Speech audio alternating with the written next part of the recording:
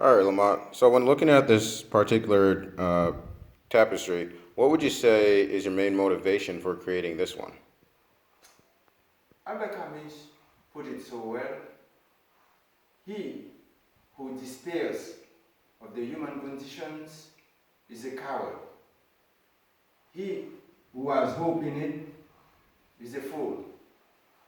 So I had this slight window between being a coward and a fool.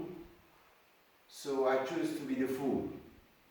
And by choosing to be the fool, I'm being inspired by a Native American story. It's the story of a hummingbird.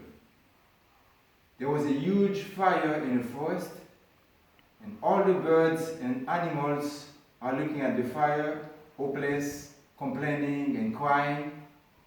But there was a little hummingbird that will go to the nearest pond, carry the water out of her beak, and back and forth, trying to put out the fire. The other birds and animals were looking at the hummingbird saying, "You got to be crazy, you can't do it by yourself, you're wasting your time, you're burning your wings." The hummingbird will continue to do the same thing back and forth. And finally to say, "I am doing my part."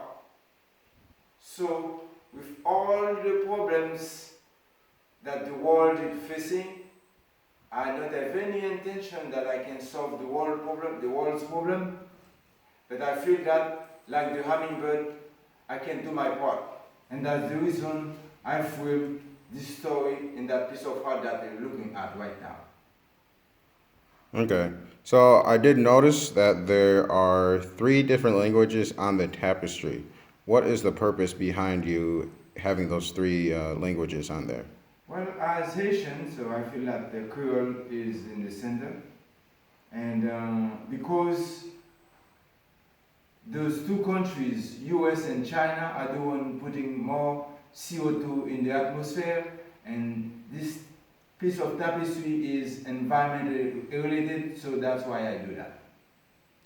And for the people that don't really know about what you're doing, what would be the message that you'd want them to receive from this particular tapestry in regards to the story of the hummingbird? Well, there was a Polish poet, Stanislaw Lem, who put it so well. Uh, in a avalanche, all the drops are pleading not guilty. So I feel that with 7.5 billion people on the planet, I have my own responsibility. Is it 1 over 7.5 billion as a fraction?